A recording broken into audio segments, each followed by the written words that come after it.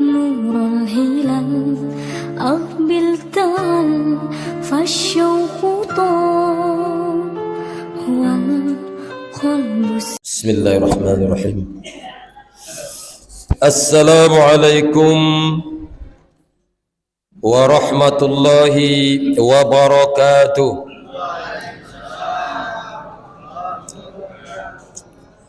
الحمد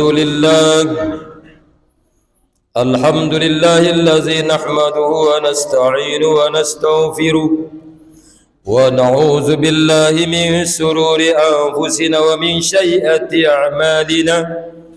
من يهد الله فلا مضل له ومن يضلله فلا هادي له. أشهد أن لا إله إلا الله وحده لا شريك له وأشهد أن محمدا عبده ورسوله. اللهم صل وسلم على سيدنا محمد وعلى آله وأصحابه أجمعين. قالوا سبحانك لا علم لنا إلا ما علمتنا إنك أنت العليم الحكيم. Amma ba'd. Yang saya hormati para alim ulama, para sesepuh tokoh masyarakat cerdik pandai, para asatiz wal asatizah. Yang kami hormati orang tua kami, guru-guru kami, ustaz dan ustazah.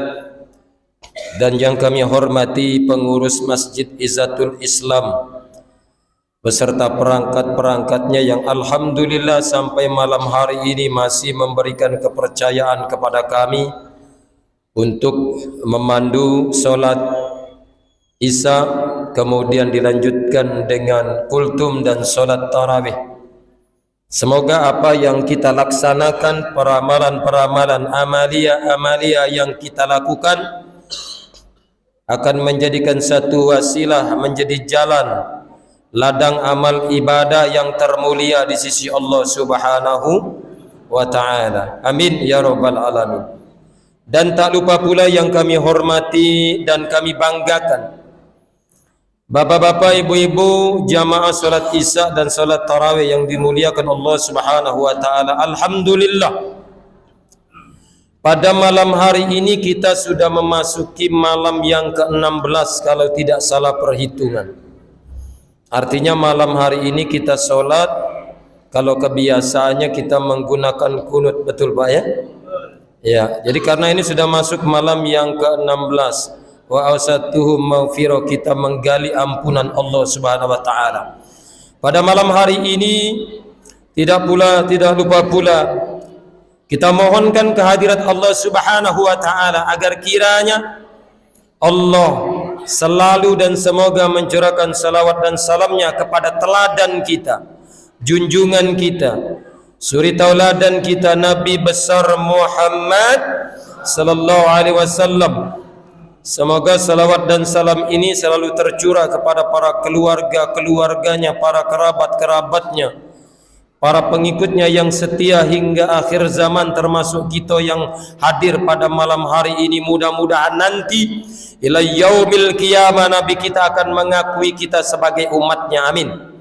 Dan mudah-mudahan ila yaumil akhir nanti Nabi kita Muhammad akan memberikan pembelaan kepada kita semua.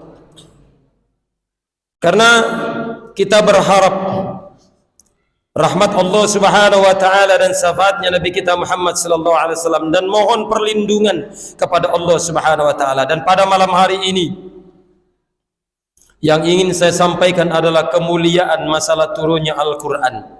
Karena sebentar lagi kita akan dihadirkan pada malam 17 Ramadan, diingatkan kembali tentang peristiwa besar. Berbagai macam surah di dalam peristiwa turunnya Al-Quran, atau yang kita kenal dengan nuzulul Quran. Yang sama-sama kita ketahui yang namanya nuzulul Quran. Nuzul itu artinya sesuatu dari atas turun ke bawah, namanya nuzul. Apa yang turun adalah Al-Quranul Karim. Tapi kalau dari bawah ke pucuk bukan nuzulul, namanya su'ud, artinya naik. Tapi kalau dari atas ke bawah namanya nuzul, maka disebut nuzulul Quran, turunnya Al-Quran. Dan ini penting. Dan surat yang pertama kali turun yang sama-sama kita ketahui adalah Al-Alaq, atau yang kita sebut dengan namanya Iqra. Betul? Iqra bismi rabbikal ladzi khalaq, khalaqal insana min 'alaq. Iqra wa rabbukal akram, allazi 'allama bil qalam, 'allamal insana ma lam ya'lam. Kenapa Allah turunkan ayat ini pertama kali? Karena di dalam sejarah Allah Subhanahu wa taala banyak orang-orang di zaman itu, di zaman Nabi yang tidak paham. Maka Allah turunkan surat Al-Alaq ini. Kita kaji ulang dulu ke belakang bahwa Quran ini ada yang mengatakan turunnya satu malam, pada malam Lailatul Qadar. Inna anzalnahu fi lailatul qadar. Quran itu turun pada malam Lailah, artinya satu malam. Ada lagi ayat yang mengatakan syahrul Ramadan allazi unzila fihi al-Quran hudal linnas, bahwa Quran itu diturunkan pada bulan Ramadan. Banyak ayat yang menyatakan tentang turunnya Al-Quran. Dan Al-Quran ini turun satu malam, yang dimaksud itu Allah turunkan, Allah langsung yang turunkan, ya, di mana di Lauhil Mahfuz, belum sampai kepada tangan Nabi Muhammad. Kemudian dari Lauhil Mahfuz, tempat yang termulia inilah baru Allah turunkan Al-Quranul Karim itu. Allah turunkan di Baitul Izzah. Ada yang mengatakan mawaqi'un nujum, ada yang mengatakan diturunkan di sama'id dunya. Artinya apa? Langit yang terdekat dengan bumi, ya.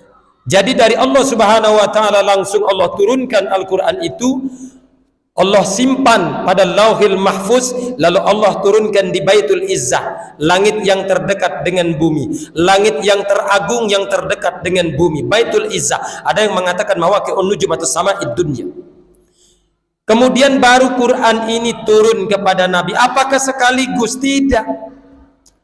Quran ini diturunkan selama 23 tahun. Ini untuk pengetahuan kita. Nabi itu kan meninggal dunia umurnya 63 tahun. Nabi diangkat menjadi Rasul umur 40 tahun. 63 tahun dikurang 40 tahun sama dengan 23 tahun. Dan 23 tahun inilah Quran turun kepada Nabi Muhammad. Apakah secara langsung turun, blek turun? Tidak. Tapi secara mufarraqun, secara bertahap, kadang-kadang 5 ayat, kadang-kadang 10 ayat, tergantung dengan asbabun nuzulnya. Dan ini perlu kita ketahui. 23 tahun, ya, 13 tahun Allah turunkan di kota suci Mekah Al-Mukarramah, ini sejarah. Kemudian 10 tahun Allah turunkan di Madinatun Munawwarah. Maka di dalam Quran itu kita kenal ada yang namanya surat Makkiyah, ada yang namanya surat Madaniyah. Karena surat Makkiyah itu Allah turunkan di Mekah selama 13 tahun, maka disebut surat Makkiyah. Dan surat Madaniyah itu Allah turunkan di Madinatun Munawwarah. Pada saat itu Nabi hijrah ke Madinah, baru Allah turunkan Al-Quranul Karim. Apa tujuan Allah Subhanahu wa taala menurunkan Al-Quranul Karim?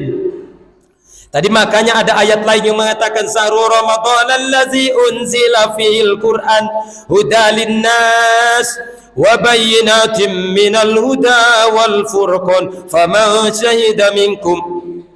Bahwa bulan Ramadan inilah Allah Subhanahu wa taala turunkan Al-Qur'anul Karim. Syahrul Ramadan allazi unzila fihil Qur'an. Untuk apa Allah turunkan Al-Qur'an? Hudalin nas, sebagai petunjuk bagi manusia. Karena dulu di zaman Rasul banyak, ya, umatnya para nabi ini yang membangkang, yang tidak ikut dengan ajaran agama tauhid, dia lebih senang menyembah kepada berhala.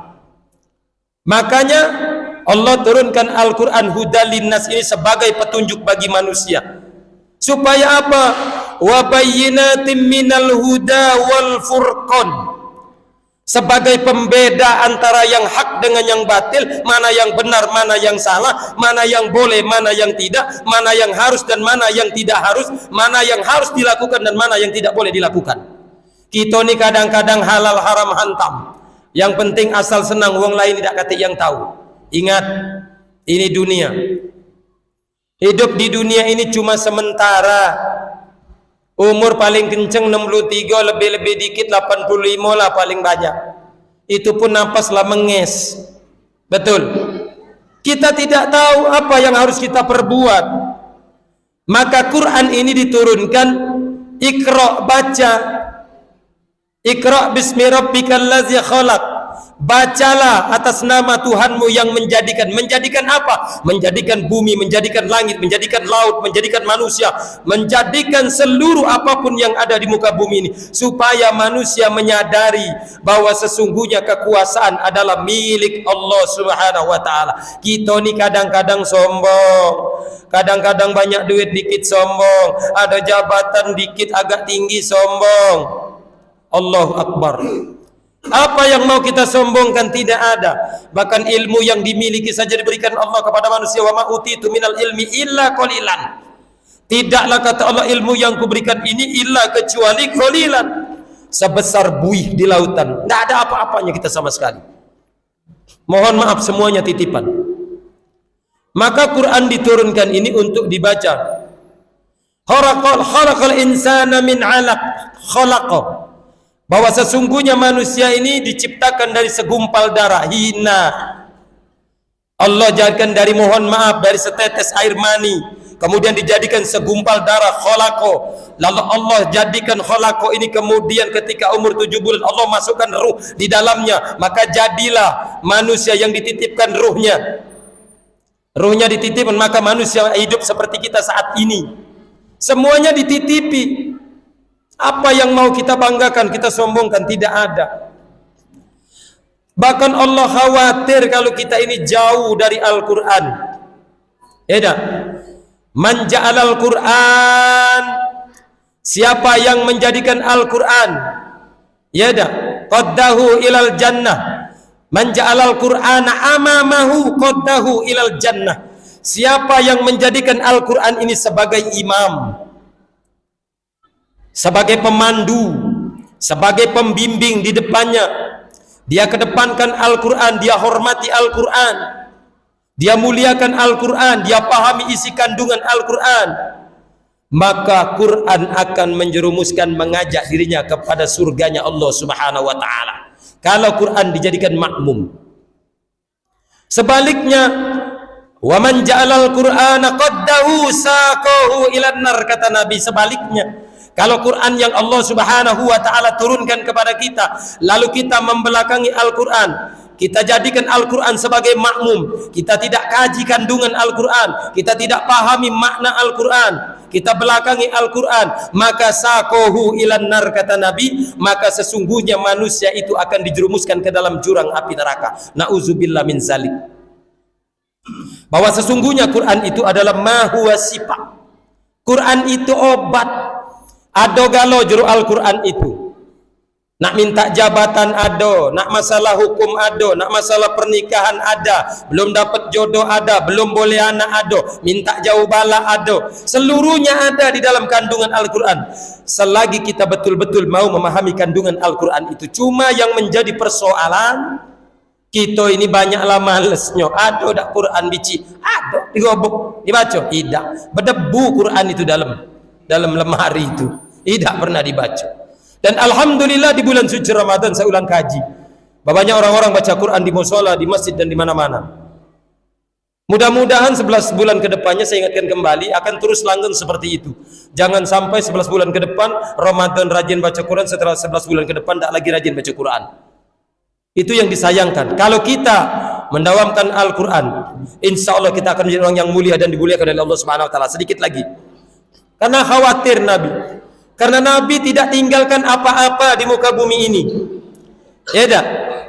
Qad taraktu fikum amrayn lan tadilu ma tamassaktum bihima, kitaballahi wa sunnata rasuli. Nabi itu cuma tinggalkan Quran dengan sunnahnya. Ini yang jadi pegangan kita. Kalau kita pengen selamat dunia dan akhirat, peganglah Al-Quran, peganglah sunnahnya Nabi. Insya Allah kita akan selamat dunia dan akhirat. Kalau Quran tidak kita pegang, kalau sunnah tidak kita jalankan, insya Allah kita akan menjadi orang yang celaka. Tapi kalau dua-duanya dipegang, insya Allah kita akan menjadi orang yang selamat. Karena khawatir nanti di zaman yang akan datang 10, 15, 20 tahun, 30 tahun yang akan datang, sayati zaman mal Islam wa mal Quran ila rasmun, kata Nabi. Saya khawatir nanti akhir zaman Quran ini cuma tinggal namo bae, Quran itu cuma tinggal tulisan bae, yang baconyo dak katik lagi. Ini yang dikhawatirkan, ini tanda-tanda kiamat. Kalau orang tidak ada lagi yang baca Quran. Dulu zaman Bingen ujung Palembang, kalau maghrib rame wong baca Quran. Ini hari mano-ado lagi. Kapan maghrib disitulah organ tunggal. Di sanalah RCTI, sano Indosiar, disitulah film sinetron. Nah, ada lagi. Kalau dulu bawa obor dari lorong ke lorong tuh banyak terdengar orang-orang ngaji Yasin dan sebagainya, betul. Baca Quran. Maka jangan sampai itu terjadi. Mudah-mudahan negeri kita, terutama di tempat kita tinggal, Allah Subhanahu wa taala menjadikan negeri kita menjadi yang baldatun thayyibatun wa rabbul ghafur, dan menjadikan Al-Qur'an sebagai pegangan hidup kita. Barangkali itu saja ya, karena kita akan sholat tarawih, dan insyaallah kalau tidak salah malam hari ini pakai kunut Pak ya. Ya sudah masuk ke 16. Barang itu saja, lebih kurang mohon maaf kepada Allah, mohon ampun, dan saya kira dengan ucapan wabillahi taufiq wal hidayah. Wassalamualaikum warahmatullahi wabarakatuh.